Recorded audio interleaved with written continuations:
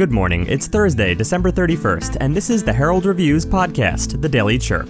We're excited to bring you a closer look at top stories, events in the community, local history, sports, and more. Today, the fight to stop the border wall construction continues. But first, a quick message from our sponsor.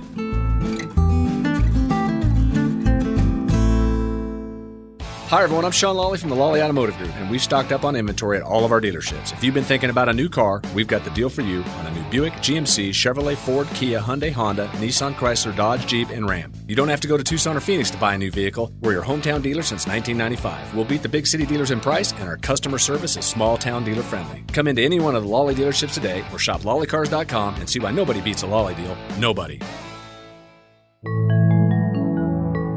Before we begin, some local history. In 1847, Edward Lawrence Shefflin was born. He was a prospector who first discovered silver in the Arizona Territory. His discovery led to the founding of Tombstone. He, his brother, and a mining engineer made a handshake deal that produced millions of dollars in wealth for all three of them.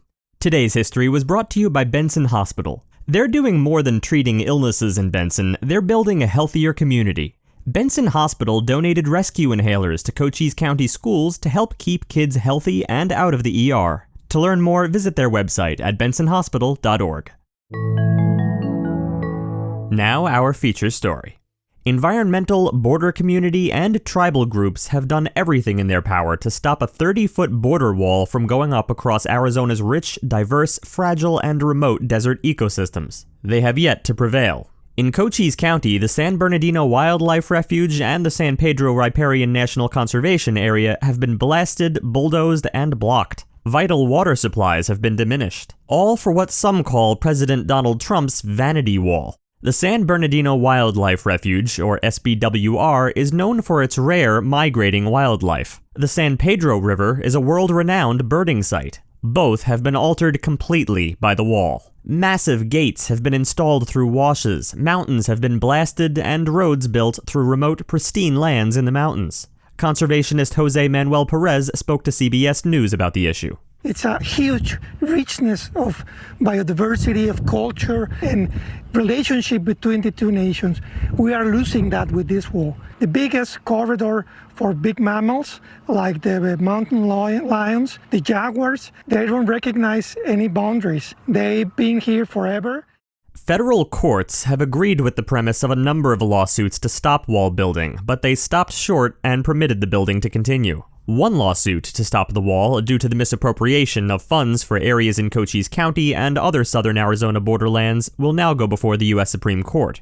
Michael Gregory, a longtime champion for the San Pedro Riparian National Conservation Area, described the wall as Trump's Mount Rushmore, a monument to his ego and all the hate engineered by his administration. Gregory thinks it should come down.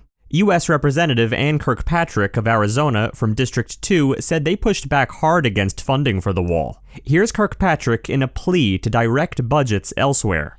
Mr. Speaker, I am here to represent the residents of Arizona's 2nd Congressional District. I work for them. Our constituents sent us here to practice good government, so I'm upset with the President's recent budget request.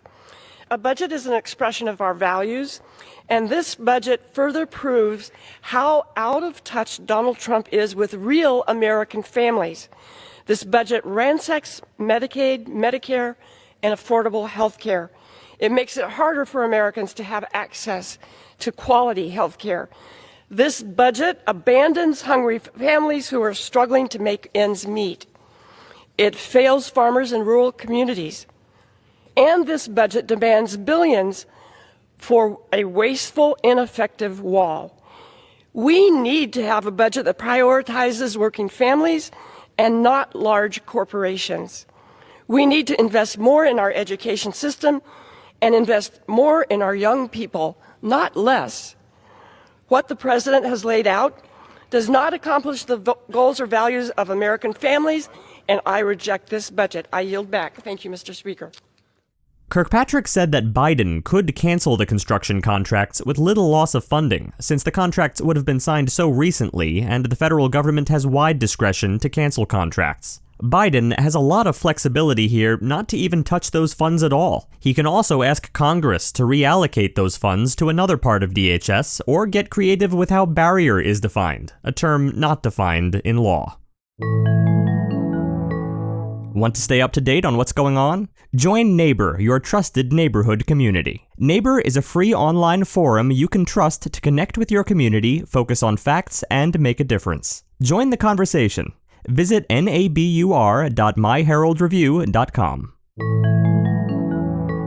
We also want to take a moment today to recognize Coach James Bosco Selcho, brought to you by Apex Network Physical Therapy. Providing physical therapy to the community, Apex Network offers a wide range of services, including manual therapy, industrial rehab, dry needling, golf rehab, and more. To learn more, go to apexnetworkpt.com.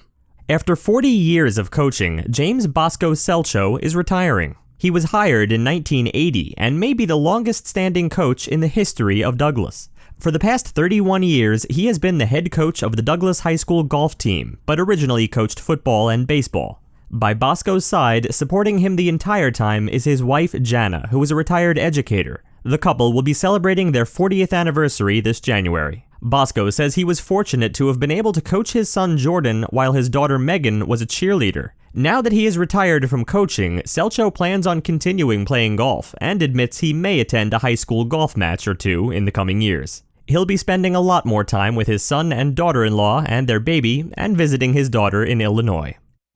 Finally, today we're remembering the life of Leland P. Deal Jr. of Sierra Vista. Lee served his country with honor in the U.S. Air Force as an Airman First Class. There, he acquired skills that served him well in his 33-year engineering career at Honeywell and Bull Technologies in Glendale.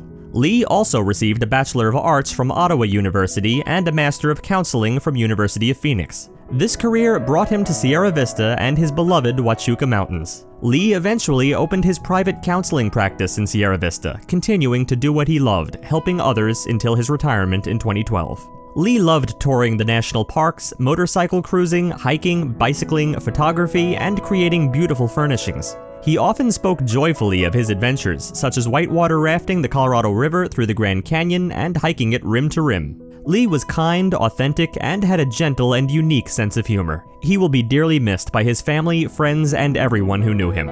Thank you for taking a moment today to remember and celebrate his life.